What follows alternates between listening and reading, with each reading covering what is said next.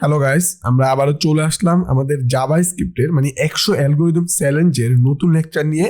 Almost কিছুদিন gap হয়েছে, so আবার কন্টিনিউয়াসলি এই ভিডিওগুলো কমপ্লিটলি চলবে এবং শেষ করে তারপরে স্টপ হবে এবং কন্টিনিউয়াসলি প্রতিদিন ভিডিও আসবে। সো আমাদের 36, হ্যাঁ, সো ভিডিও বাকি আছে 100 অ্যালগরিদম চ্যালেঞ্জ ফিল আপ হতে। সো এটা হচ্ছে গিয়ে নেক্সট 2 উইকের মধ্যে, এই মান্থের আর মাত্র আমাদের যেই 30 ডেজ আছে এটার মধ্যে আশা করি কমপ্লিট হয়ে যাবে। এর জন্য তোমাদের রেসপন্স প্রয়োজন হবে। তোমরা কন্টিনিউয়াসলি যারা করতেছো তারা রেসপন্স করবা, কমেন্ট করবা এবং গ্রুপে পোস্ট করবা, অন্যদেরকে অ্যাক্টিভ হতে বলবা, প্লাস অন্যদের সাথে শেয়ার করবা, আমাদেরকে সাপোর্ট করবা, সাজেশন থাকলে সাজেশন দিবা। তাহলে হচ্ছে আমরা ইন্সপাইরেশন পাবো। তোমাদের এক একটা কথা কিন্তু আমাদের জন্য অনেক মোটিভ ক্রিয়েট করে এবং ভিডিও ক্রিয়েশনের জন্য আরও আগ্রহ বেড়ে যায়। সো এই জায়গাটাতে এখন আমরা যে কাজটা করব, LeetCode থেকে আর একটা প্রবলেম আমরা চুজ করেছি। এখানে হচ্ছে প্রবলেম নাম্বার 202। সো এই প্রবলেমটা আমরা সলভ করব। আমি অলরেডি বিএস কোডে এটার ডিসক্রিপশন নিয়ে রাখছি। সো এই প্রবলেমটা যেটা বলছে, আমাদেরকে একটা এন নাম্বার দিবে, ওই নাম্বারটি হ্যাপি কিনা চেক করতে হবে। যদি হ্যাপি হয় তাহলে কি করতে হবে, তাহলে আমাকে ট্রু রিটার্ন করতে হবে, আদার অন্যান্য কেসে আমাকে ফলস রিটার্ন করতে হবে। ওকে, সো এই জায়গাতে আমরা চেক করব। আমরা ফার্স্টে যেটা বলছে তারা, write an algorithm to determine A number N is happy. So আমাদের একটা নাম্বার আমরা হ্যাপি কিনা এটা দেখতে হবে। সো যদি আমরা হ্যাপি যেভাবে হবে, এটা ফলোয়িং প্রসেস আমাদেরকে বলছে। সো ফার্স্টে যে কোনো ইন্টিজার থেকে নাম্বারটা শুরু হতে পারে, ওই নাম্বারটা আমরা রিপ্লেস করে দিব তার সাম, ডিজিটের স্কোয়ার সাম দিয়ে, ডিজিটের স্কোয়ার দিয়ে তার সামটা আমরা রিপ্লেস করবো, বা যে নাম্বারটা দিবে, হ্যাঁ, ওটা আমরা রিপ্লেস করবো তার ডিজিটের স্কোয়ার দিয়ে। আচ্ছা, ওকে, করার পরে আমরা এই প্রসেসটা চলতে থাকবে, অলওয়েজ চলতে থাকবে যতক্ষণ পর্যন্ত আমাদের এন সমান ওই নাম্বারটা 1 না হয়, ততক্ষণ পর্যন্ত এটা চলতে থাকবে। হ্যাঁ, সো এবং আমরা যে কাজটা করব, আমাদের যে লুপ একটা যদি এটা ছাড়া, হ্যাঁ, যদি লুপস ইনলেস হবে, যতক্ষণ পর্যন্ত না আমাদের 1 ইনক্লুডেড হবে। ওকে, সো এরপরে আমরা যে কাজটা করতে হবে, এখন আমাদের নাম্বারটা তখনই ইন্ড হবে যখন এটা 1 হবে, 1 আর ইজ হ্যাপি। ওকে, যখন 1 হবে। সো আর যদি আমাদের এটা 1 হয় তাহলে ট্রু রিটার্ন করবো, আর না হলে ফলস রিটার্ন করে দিব ডিরেক্ট। ওকে, সো চলো তাহলে আমরা এই কাজটা করে ফেলি। সো আমরা এই কাজটা করে ফেলবো, তার জন্য একটা ফাংশন নিব। হ্যাঁ, একটা ফাংশন নিব, এখানে আমি বলে দিলাম হ্যাপি, যেহেতু আমরা এখান থেকে ডিরেক্ট ফাংশনটা তো কপি করবো না, ভিতরে কোডগুলো কপি করবো। তো ফার্স্ট একটা আমরা ভেরিয়েবল নিব, এর মধ্যে আমরা একটা কি করব, আমরা আমাদের যেই এন এর নাম্বার আছে থেকে ডিজিটগুলো বের করব। হ্যাঁ, ডিজিটগুলো তো আমরা বের করতে হবে। তো আমরা এখান থেকে একটা কাজ করব, এই নাম্বারগুলোকে আমরা চেক করব। হ্যাঁ, চেক করবো যে এই নাম্বারটাতে আমরা অলরেডি দেখছি কিনা, এই নাম্বারটা চেক করা হয়েছে কিনা, এই নাম্বারটাকে আমরা অলরেডি একবার চেক করা শেষ। যদি শেষ হয় তাহলে সেক্ষেত্রে এই নাম্বারটা আমরা আরেকবার এই নাম্বার নিয়ে কাজ করব না। সো এর জন্য আমি এটা স্টোর করব এস নামে একটা ভেরিয়েবলের মধ্যে, যেখানে আমরা একটা কনস্ট্রাক্টর নিব, নিউ সেট, এটা হচ্ছে আমাদের একটা অবজেক্ট, যেখানে হচ্ছে আমাদের ইউনিক যে কোনো টাইপের ইউনিক ভ্যালুগুলো স্টোর করে আমাদের সেট। সো এখানে আমরা এটা নিলাম, নেওয়ার পরে আমরা এখন যে কাজটা করব, আমরা একটা হোয়াইল লুপ নিব এবং এই লুপের মধ্যে আমরা দুইটা জিনিস চেক করে ফেলবো। এক, আমাকে যে এন আছে, এন কি নট ইকুয়াল 1 হইলে তো এটার মধ্যে যাওয়া দরকারই নাই। হ্যাঁ, এটা আমরা জানি। সো এটা কি 1, সো এখানে আমি বলবো। এরপরে আরেকটাকে চেক করব, সেটা হচ্ছে যে অ্যান্ড আমাদের যে এস ডট হ্যাজ আছে, এই হ্যাজ দিলে হচ্ছে আমাদের এই যে সেটের মধ্যে নাম্বারটা যদি থাকে তাহলে ট্রু রিটার্ন করে, আর যদি না থাকে ফলস রিটার্ন করে। সো এটা কি আমার যে নাম্বারটা এখন বর্তমানে আছে এই নাম্বারটাই, যদি আমার সেটের মধ্যে যদি আমার সেটের মধ্যে না থাকে, সো আমরা এখানে বলবো নট। হ্যাঁ, যদি এই নাম্বারটা না থাকে, সো যদি না থাকে তাহলে হচ্ছে এখানে আসবে, আর না হলে এই লুপটা চলবে না, ডিরেক্টলি চলবে না। আচ্ছা, ওকে, সো আমরা দুইটা কন্ডিশন চেক করার পরে আমরা চলে যাব লুপের ভিতরে। সো লুপের মধ্যে গিয়ে যদি যেহেতু নাম্বারটা আমাদের সেটে ছিল না, এই জন্যই আমাদের লুপের মধ্যে আসছে, এবং নাম্বার সময় এন না, এই জন্যই এই লুপের মধ্যে সে যাবে। তো আমরা কি করবো, আমাদের এস ডট অ্যাড এইটা আমার সেটের মধ্যে সেট করে দিব এই নাম্বারটা, যেহেতু পরবর্তীতে এই নাম্বার নিয়ে আমাকে কাজ না করতে হয়। ওকে, সো এরপরে আমি যে কাজটা করব, এন যে আছে, এন এর মধ্যে আমি এন এর নাম্বারটাকে আমি রিপ্লেস করব। সো এটার আমার ডিজিট বের করতে হবে। সো ডিজিট বের করার পরে করার জন্য আমি শর্টকাট ইউজ করব। সো আমি ফার্স্ট এটাকে স্ট্রিং করে ফেলবো, টু স্ট্রিং করে ফেলবো। টুইস্টিং করার পরে আমি যে কাজটা করবো এটাকে স্প্লিট করব। হ্যাঁ, স্প্লিট করলে আমার যেই নাম্বারটা থাকবে ওটাকে অ্যারেতে রূপান্তর করে দিবে। 2টা থাকলে যদি 19 থাকে তাহলে করে দিবে, কি করে দিবে, এরকম আর কি বিষয়টা। তোমরা একটু লক্ষ্য করো। সো আমি এখান থেকে আমার পেনটা একটু সিলেক্ট করি, মনে করো পেনটা একটু সিলেক্ট করলাম, এখানে মনে করো এখানে আমার নাম্বারটা আছে যে 19। হ্যাঁ, সো যখন আমি টুইস্টিং করার পর স্প্লিট করছি তখন একটা অ্যারেতে রূপান্তর করবে, একটা 1 দিবে, একটা 9 দিবে, এভাবে। ওকে, সো এটা একটা অ্যারেতে রূপান্তর হবে। সো আশা করি তোমরা এই পার্টটা বুঝছো।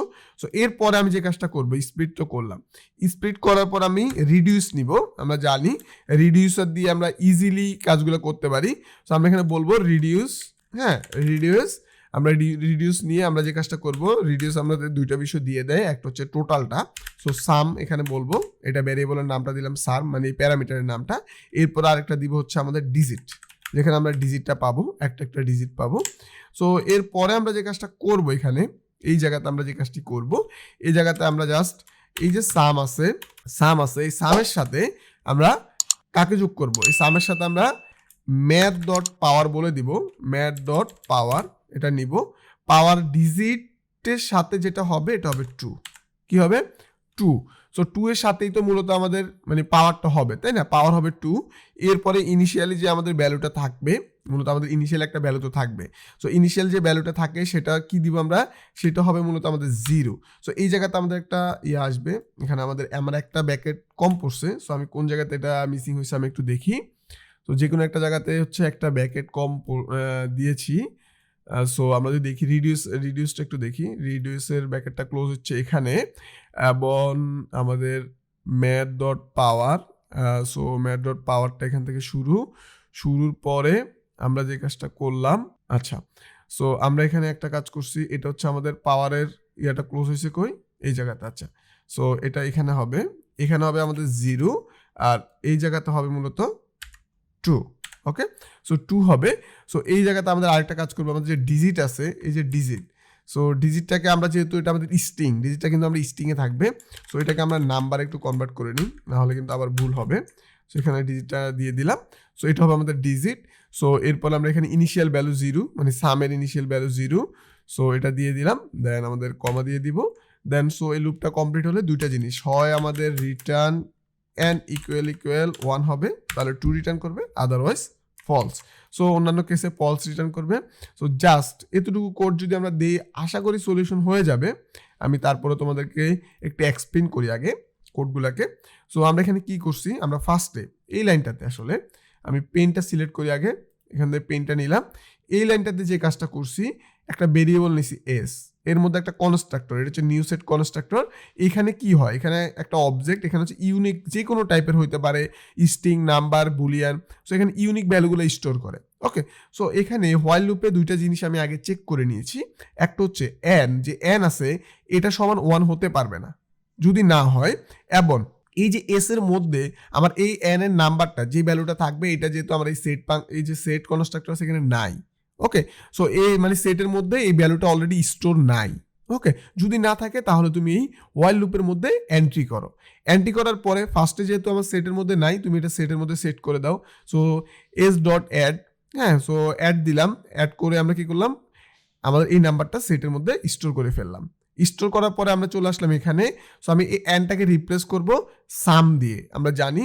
সো এটা আমাদেরকে এই লাইনে রিপ্লেস করতে বলছে। সো আমরা ফার্স্টে এনকে টু স্ট্রিং করলাম, স্ট্রিংয়ে রূপান্তর করলাম, দেন এটাকে স্প্লিট করলাম। আমরা স্ট্রিংকে স্প্লিট করার পরে অ্যারেতে রূপান্তর হয়। সো দেন অ্যারের মধ্যে কিন্তু আমরা রিডিউসার ইউজ করতে পারি, তাই না। সো রিডিউসার ইউজ করতে গিয়ে আমরা সাম এবং ডিজিট, যেহেতু আমরা এই স্প্লিট একটা করে মানে অ্যারের একটা করে ভ্যালু পাবো, সো এই জায়গাতে আমরা পাবো। সো সাম প্লাস ম্যাথ ডট পাওয়ার, আমার ডিজিটটা যেহেতু অলরেডি স্ট্রিং আকারে আছে, সো আমি এটাকে নাম্বারে কনভার্ট করলাম, আর আমার পাওয়ারটা 2 দিয়ে দিলাম। আর ইনিশিয়ালি যে সামের ভ্যালুটা থাকবে মানে টোটাল, সো এই জায়গাতে 2টা প্যারামিটার আমরা এখানে নিচ্ছি, একটা হচ্ছে সাম, একটা হচ্ছে ডিজিট। একটার মধ্যে আমরা টোটালটা পেয়ে যাবো, হয় সেটা পিবিএস মানে ইনিশিয়াল ভ্যালু বা পিবিএস ভ্যালু। সো এখানে ইনিশিয়াল ভ্যালু আমরা দিয়ে দিলাম 0, সো এটা আমরা দিয়ে দিলাম। দেন আমরা এই লুপটা কমপ্লিট হলে এই জায়গাতে চলে আসবে রিটার্ন, যদি n ইকুয়াল 1 আমরা হয়ে যায় তাহলে 2 রিটার্ন করবে, আর অন্যান্য কেসে ফলস রিটার্ন করবে। সো এতটুকুই ছিল মোটামুটি। সো আশা করি তোমরা বুঝছো, যদি না বুঝে থেকো অবশ্যই তোমরা কমেন্টে বলে ফেলবা। সো এতটুকু কোড যদি আমি কপি করে আমার লিড করে নিয়ে যাই, এখানে এনে পেস্ট করে দিলাম। সো এখন আমরা দেখবো আসলে টেস্ট কেস কি বলে। আসলে ইরর খেলে তো অবশ্যই সলভ করতে হবে, ভুল হইতেই পারে, আর না হলে তো টেস্ট কেস পাস। আচ্ছা, আমরা দেখতেছি টেস্ট কেসটা অনেক কম সময়ে রান হয়েছে এবং পাস হয়ে গেছে।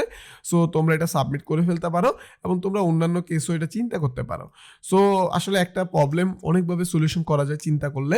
সো তোমরা এটা চিন্তা করবা, চিন্তা করলে সলিউশন বের হবে আরও অন্যান্য কেসে। এটা চাইলে আমরা অন্য আরেকটা ওয়েতে সলিউশন করতে পারি, একটা না দুইটা ওয়েতে সলিউশন করতে পারি। সো এখানে আমরা অ্যালগোরিদম যে মানে কোন অ্যালগোরিদমটা দিয়ে আসলে প্রবলেমটা সলভ করব, এই কেসটা নিয়ে এখনও আমরা চিন্তা করতেছি না, কারণ যেহেতু তোমরা সবাই এখনো বিগিনার লেভেলে প্রবলেমগুলোতে বা লজিক বিল্ডিং এর জন্যই এই সিরিজটা। সামনে আমরা ডাটা স্ট্রাকচার নিয়ে চিন্তা করব এবং ডাটা স্ট্রাকচার বোঝার পরে আসলে কোন ডাটা স্ট্রাকচার আমরা ইউজ করে কোন প্রবলেমটা সলিউশন করলে আমরা বেটার হবে। সো এই কেসগুলো আমরা চিন্তা করব এবং অ্যালগোরিদমিক্যাল মানে অ্যাপ্লাই করবো আর কি, এই সমস্যাটার জন্য আমরা কি করতে পারি এখানে। সো এরকম চিন্তা ভাবনা আমরা সামনে করব। So data structure algorithm series যখন আসবে তো আর পরে গিয়ে এই চিন্তা ভাবনা হবে। আর যাদের বেসিক ধারণা দরকার, আমাদের ডাটা স্ট্রাকচার অ্যালগোরিদমের সিরিজ একটা আছে যেটাতে তুমি মোটামুটি একটা ধারণা পাবা ডাটা স্ট্রাকচার অ্যালগোরিদম সম্পর্কে। সো ওটা তুমি দেখে ফেলতে পারো। সো ওটাও তোমার জন্য অনেক ভালো হবে, ডাটা স্ট্রাকচার অ্যালগোরিদম নিয়ে চিন্তা করতে পারবা। ওটা আমাদের আইকনে দেওয়া থাকে। সো ওইখানে তুমি গিয়ে এটা পেয়ে যাবা। সো আজকে এ পর্যন্ত ছিল এবং পরবর্তীতে তোমাদের সাথে আবার দেখা হবে পরবর্তী লেকচারে। ওই পর্যন্ত ভালো থাকবা, সুস্থ থাকবা। আল্লাহ হাফেজ।